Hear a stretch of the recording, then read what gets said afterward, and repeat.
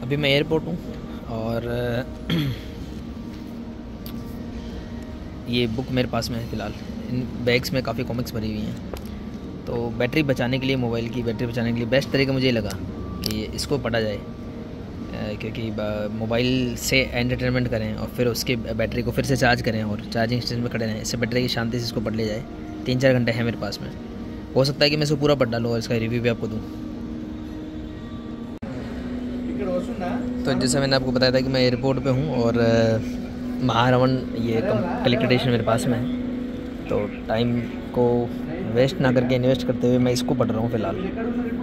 तो इससे मोबाइल की बैटरी भी बच रही है और एक तरीके से रिवाइज़ भी हो रहा है। मैं एक्चुअली रिवाइज़ तो क्या, मैं इसको पूरा पढ़ भी नहीं पाया था। मतलब इसकी कुछ बुक्स मैंने पढ़ी थी, जैसे दिव्यास्त्र मैंने पढ़ रखी थी, महारावण मैंने थोड़ी बहुत पढ़ी थी, समझ नहीं आई थी पहली बार में, कि मुझे नहीं पता था उसके इतने कनेक्शंस हो सकते हैं। तो अभी मैंने चुड़ैल पूरी पढ़ ली है, दिव्यास्त्र पूरी पढ़ ली है और कालकूट पूरी पढ़ ली है। आई थिंक ये कालकूट जो बुक है वो 64 पेजेस की है, काफ़ी बड़ी है मुझे लगी वो। ये चुड़ैल और दिव्यास्त्र हैं दोनों मिला करके, और बुकमार्क मैंने लगा रखा है, कलेक्टेड एडिशन में बुकमार्क का ये।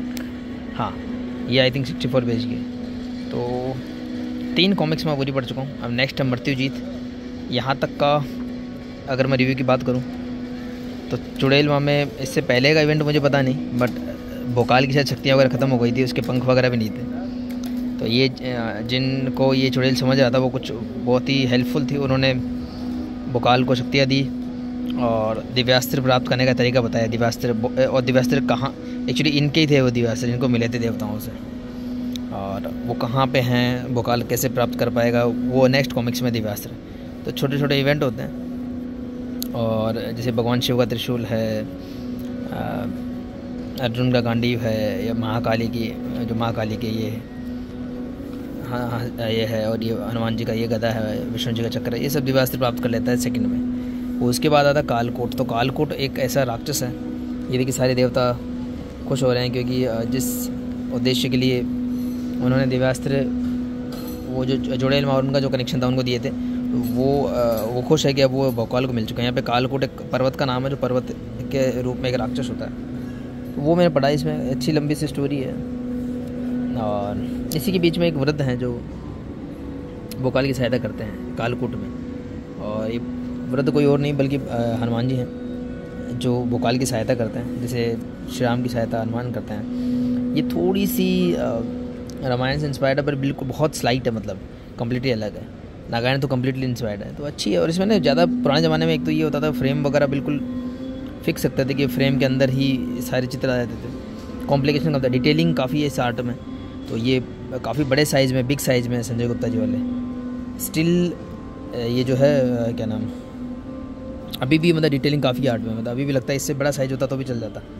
और इसके अलावा पुराने टाइम पे क्या लीनियर स्टोरी हुआ करती थी, उसमें नॉन लीनियर नहीं होती थी, और प्लस जो है उसमें जो सीक्रेट्स वगैरह बड़ी जल्दी रिवील कर देते थे। तो बहुत पहले ही इसमें रिवील हो चुका है कि ये हमारे लिए, मतलब इस विलेन के लिए भी और हम लोगों के लिए भी, कि ये हनुमान जी हैं जो भोकाल की सहायता करते हैं। लेकिन भोकाल को नहीं पता, क्योंकि कालकूट से जूझते जूझते या उसके सैनिकों से जूझते जूझते भोकाल थोड़ा सा मृतप्राय अवस्था में पहुँच जाता है, जिसे लक्ष्मण पहुँच जाता है रामायण में। पर इसमें सारे के सारे इवेंट्स को भोकाल पे फोकस कर दिया है। जैसे कि महाभारत में भीम को अहंकार हो जाता था, वो यहाँ पे सेट कर दिया थोड़ा सा। लक्ष्मण मूर्छित हो जाता है, वो यहाँ सेट कर दिया। हनुमान जी अगेन हेल्प करते हैं संजीवनी बूटी से, पर अलग तरीके से दिखाते हैं, अच्छे चित्र वगैरह हैं। और भोकाल को फिलहाल नहीं पता है कि जो इनकी सहायता करते हैं वो श्री हनुमान है। कालकूट को पता था, लेकिन वो कालकूट समाप्त हो चुका है, जो हनुमान जी गदा सी। इतने स्टोरीज में आगे बढ़ी है। अब हम आगे बढ़ेंगे मृत्युजीत में, देखते कैसी स्टोरी होती है इसकी। लगभग आधी महारावण में ख़त्म कर चुका हूँ। ये इसका 5th कॉमिक्स है कपालिका, आई थिंक 5th ना होगा कि 6th कॉमिक्स है कपालिका। टोटल 9 कॉमिक्स इसके अंदर है। तो पहली तो थी चुड़ैल, फिर थी दिव्यास्त्र, दिव्यास्त्र के बाद में थी कालकूट, कालकूट के बाद में थी डंकिनी शायद, सॉरी ये देखिए, चुड़ैल, दिव्यास्त्र, कालकूट, मृत्युजीत, डंकिनी और कपालिका। तो मैं से ये सारी ख़त्म कर चुका हूँ। बट चुड़ैल और दिव्यास्त्र जो है वो 32 पेज की थी, बाकी सब 64 यानी कि 64 पेज की थी। तो इसके 9 बुक्स इसमें हैं। लेकिन अगर चुड़ैल और दिव्यास्त्र को एक मान लो एक बार, तो फिर ये जो है 64/8 हो जाता है, तो 64/4 में कंप्लीट कर चुका हूँ। कपालिका की शुरुआत हो चुकी है और ये अब ये स्टोरी थोड़ी थोड़ी जो है रामायण से प्रेरित लग रही है। जैसे उसमें जो एक राम सेतु बनाया गया था, जिसमें राम सेतु ना होकर मत्स्य सेतु करके था, एक मत्स्य केतु नोट सेतु, एक ऐसा राक्षस था, इसको हरा दिया गया था। इसके ऊपर फिर बैठ करके आए थे ये समुद्र को पार करके।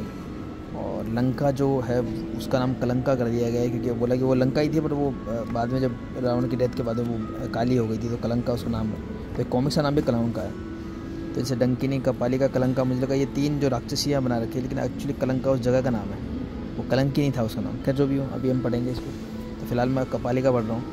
अगेन जब भी कोई बुक शुरू होती है तो उसमें उसका जो इस तरीके की डिसकंटिन्यू लाइन के जो फ्रेम होते हैं उसमें पुरानी स्टोरी होती है, क्योंकि जब ये पब्लिश हुई थी तो ये अलग अलग सेट्स में पब्लिश होती थी। चलिए शुरुआत करते हैं कपालिका की। महारावण सीरीज में ये 9 बुक्स का कलेक्टेड एडिशन है, जिसके 6 बुक्स मैं कंप्लीट कर चुका हूँ। एयरपोर्ट पे बैठा हूँ अभी, तो करने को कुछ नहीं था, काफ़ी टाइम था मेरे पास, है अभी भी।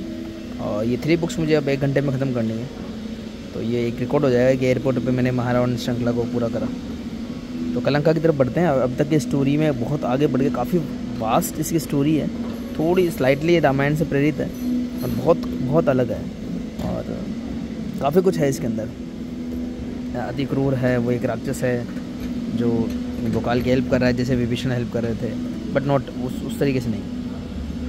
और बहुत सारे कैरेक्टर्स इसमें आते हैं, मेल और फीमेल दोनों टाइप के कैरेक्टर आते हैं, ये अच्छी बात है इसमें। जैसे कि कालकूट है, और वो मृत्युजीत है, एक और था मत्स्य केतु करके, ऐसा करके। तो वैसे लेडीज़ भी आती है इसमें, जो कपालिका, कलंकिनी, डंकिनी, वो सब आते हैं इसमें। और नेक्स्ट है कलंका, लास्ट जो 7th बुक है कलंका इसके अंदर महारावण सीरीज में। और कलंका वो लंका का ही एक मॉडिफाइड वर्जन है, जहाँ पे महारावण रहता है, और अभी तक महारावण का कोई भी जिक्र इसमें नहीं आया है फिलहाल, उस तो आगे आए। कलेक्टेड एडिशन जो है संग्रह संस्करण अब हमारे सामने बन के आया है, लेकिन जब ये बुक्स रिलीज़ हुई थी 90s में, 1998 में रिलीज हुई होंगी शायद, तब ये सेपरेट बुक्स अलग अलग सेट में पब्लिश होती थी। और अच्छी बात है कि मैं फिर से अगेन मैं कई बार देखता हूँ, 68 पेजेस की 4 पेजेस की बुक है, तो उसके अंदर आपको स्टोरी का समअप देखने को मिलता है, तो वो आपको बांधे रखता है कि आपको पता रहता है कि आप कहाँ पे स्टोरी में किसे चल रहे हैं। ये अच्छा लगता है मुझे इस तरह से, ये डिसकंटिन्यूअस लाइन का यूज़ करके एक बैक स्टोरी इसमें ज़रूर आती है। जैसे मैंने पहले बताया था कि मैं एयरपोर्ट पर बैठा हूँ अभी, और मेरे को 3-3.5 घंटे का वेट करना था। अभी भी 1 घंटा तो नहीं, खैर 45 या 40 मिनट्स बचे हुए हैं। और इस सीरीज में जो ये बुक्स हैं उसमें से मैंने 9 बुक्स, इसमें 9 किताबें हैं, जिसमें से मैं 7 बुक्स कंप्लीट कर चुका हूँ। अब लास्ट की 2 बुक्स बची हैं, महायुद्ध और महारावण। तो महायुद्ध है अब तो, पहले काफ़ी मुश्किल लग रहा था, अब लग रहा अब तो हो जाएगा। और ये एक पेज आई थिंक जो ये इससे पहले कौन सी कलंका शायद आई हम पढ़ रहे थे, कलंका। तो कलंका नगरी का नाम है, और ये जो कलंकिनी काफ़ी इंटरेस्टिंग और बड़ा कैरेक्टर था। और आई थिंक ये 62 पेज की बुक होगी, क्योंकि इसमें 1 पेज एक्स्ट्रा बीच में बचता है, और उसमें इन्होंने जो है थोड़ा आर्ट दिया है। ये शायद कलंकिनी का आर्ट होगा, या कुछ और नया कोई कैरेक्टर आने वाला है। और ये भोकाल का आर्ट अंदर से अच्छा लग रहा है ये आर्ट। मतलब ये कलेक्टर एडिशन मुझे काफ़ी पसंद आया, और बाइंडिंग वगैरह परफेक्ट है। मैं इतनी बुक पढ़ चुका हूँ यहाँ पे, तो कहीं कोई इशू नहीं आया है। चलिए कंप्लीट करते हैं इसको। तो महायुद्ध जो कि 8th बुक है इसमें, वो एक पहली कॉमिक्स बन जाती है जिसमें महारावण फर्स्ट टाइम अपीयर होता है। इससे पहले कि 7 बुक्स में महारावण हमको दिखने को नहीं मिला था, और महारावण के आप हाथ देख सकते हैं बहुत सारे हैं। और इसे अगेन फिर वही, जैसे कि ये बुक्स अलग अलग टाइम पे पब्लिश हुई थी, तो उनमें ये डिसकंटिन्यू लाइन के द्वारा फिर से स्नैपशॉट दिखाया गया, जो काफ़ी अच्छा लगता है। अब जाके थोड़ा अच्छा लग रहा है कि महारावण फर्स्ट टाइम आया है इसके अंदर बुक में। इसीलिए जब एक बार बचपन में मेरे पास में इनमें से 2 बुक्स थी। महारावण मैंने देखी भी है, मेरे पास थी वो बुक, और इसके अलावा दिव्यास्त्र मैंने देखी हुई थी, बट उस समय मेरे को मैं कनेक्ट नहीं कर पाया था, समझ ही नहीं आई थी स्टोरी, क्योंकि मुझे नहीं पता इतनी लंबी सीरीज़ है। तो सीधा महारावण पढ़ी तो मुझे कुछ समझ नहीं आया था उसके अंदर। चलिए इस कंप्लीट करते हैं इस बुक को। ये बुक कंप्लीट हुई है, 9 पार्ट्स थे इसमें। ये इसका कलेक्टेड एडिशन है संजय गुप्ता जी वाला, और एयरपोर्ट पे हूँ अभी जिसको पढ़ रहा हूँ। काफ़ी समय था मेरे पास में, और बहुत समय लगा, मतलब इसमें आपको 3 घंटे पक्का चाहिए अगर आपको पढ़नी हो ये बुक। और इसमें ये एक नई आर्ट बनवाई गई थी जो मैंने अनबॉक्सिंग के टाइम भी आपको बताई थी। तो इसमें जो इवेंट्स वगैरह के उनको रिप्रेजेंट किया है। देवी देवताओं का काफ़ी इसके अंदर वो रहा है, बहुत इन्वॉल्वमेंट रहा है इसके अंदर। जो देवता वगैरह उस टाइप की स्टोरी थी, थोड़ी थोड़ी रामायण से प्रेरित थी। ये धनुषा है, ये तिक्रूर है, ये बोकाल है, और ये जैकेट कवर तदाम गयादू जी ने बनाया है, जिसमें ये कालकोट है, ये डंकिनी है और ये कपालिका है।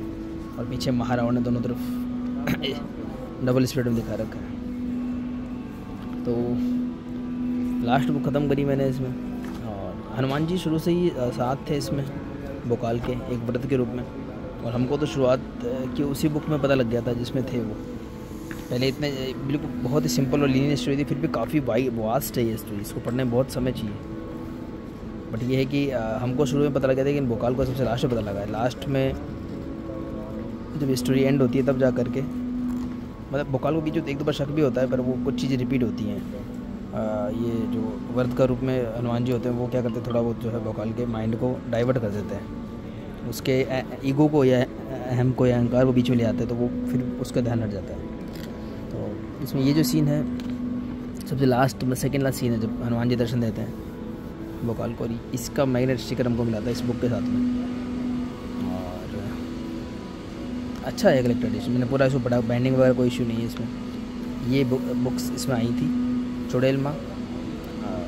एक्चुअली ये जो लेडी थी, ये इनके हस्बैंड थे, वो एक ऋषि थे और एक इनका पुत्र था। ये तीनों दिव्यास्त्रों की रक्षा करते थे। उसकी स्टोरी भी बता रखी कैसे दिव्यास्त्रों को मिले थे। और बाद में फिर जो है महारावण या उसके जो लोग थे उन्होंने इनके पति और पुत्र की हत्या कर दी थी। और फिर बाद में इन्होंने अपनी जान बचा रखी थी दिव्यास्त्रों की सुरक्षा के लिए। फिर भोकाल को उसका रास्ता बताया था, हालांकि वो एक मति भ्रम की वजह से चुड़ैल माँ समझता है। फिर इनकी गाइडेंस से फिर वो दिव्यास्त्रों को प्राप्त करता है।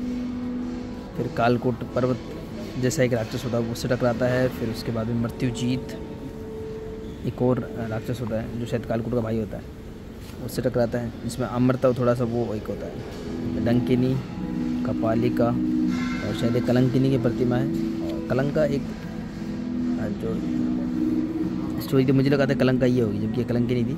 कलंका जो है वो लंका का एक वो था, और कलंका का मालिक था महारावण। महायुद्ध में फर्स्ट टाइम रावण का अपीयरेंस होता है।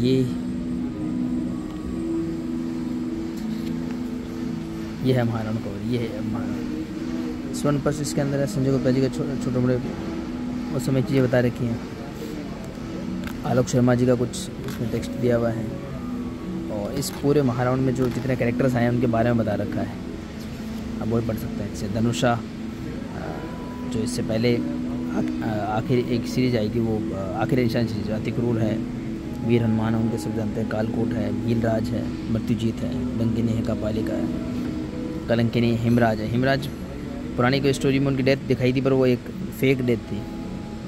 तो ये कैरेक्टर्स बता रखे थे। हिमराज थोड़ा सा कुंभकर्ण को रिप्रेजेंट करता है, वो निद्रा में सो रहा था, पर बहुत लूजली बेस्ड है ये रामायण में। एक अलग भोकाल की लेके से लेके चलती है। और कदम स्टूडियो का आर्ट है जो रामायण और महाभारत बाय अमर चित्रकथा में देखने को मिलता है, तो वैसा ही फीलिंग आपको इसमें आती है। बहुत ही डिटेल्ड और बहुत अच्छा आर्ट है, तो कहीं पे भी आर्ट में कैजुअलिटी देखने को नहीं मिलती है। और बिग साइज में काफ़ी अच्छा लगता है ये आर्ट। ये कलेक्ट्रेशन सच में काफ़ी अच्छा बना हुआ था, महारावण कलेक्ट्रेशन गुड। और इसमें जो एक्स्ट्रा मेहनत की गई इसे अस्तर बनाने में, मुझे अभी भी समझ नहीं आया कि किन का आर्ट था ये जो मधुबनी आर्ट वाला था, चंद्रमा। खैर अच्छा आर्ट है, दोनों तरफ जो अस्तर है उसमें अच्छा आर्ट है, जैकेट का अच्छा आर्ट है। इसके अलावा जो इसका एक्चुअल कलेक्ट्रेशन 2013 में आया था, ये ललित कुमार शर्मा जी वाला आर्ट, वो भी अच्छा है। और इसके अलावा स्लिप के स्कोर पे सिद्धार्थ पवार जी का आर्ट मैं कई बार दिखा चुका हूँ, वो मैंने बैग में रख रखा है ताकि ख़राब ना हो स्लिप केस वगैरह। तो काफ़ी पसंद आया मुझे, लेकिन बहुत समय पर काफ़ी मतलब टफ़ है इसको पढ़ना। मतलब एक दिन में पढ़ने से तो तभी एक समय था तो उसको पढ़ा मैंने। बुकमार्क पे है, गोल्ड ग्लेडिंग है, काफ़ी अच्छा लगा मुझे। स्टोरी काफ़ी वास्ट है इसकी। आपको रामायण महाभारत उस टाइप की स्टोरीज अगर लंबी सीरीज पसंद आती तो पसंद आएगी आपको।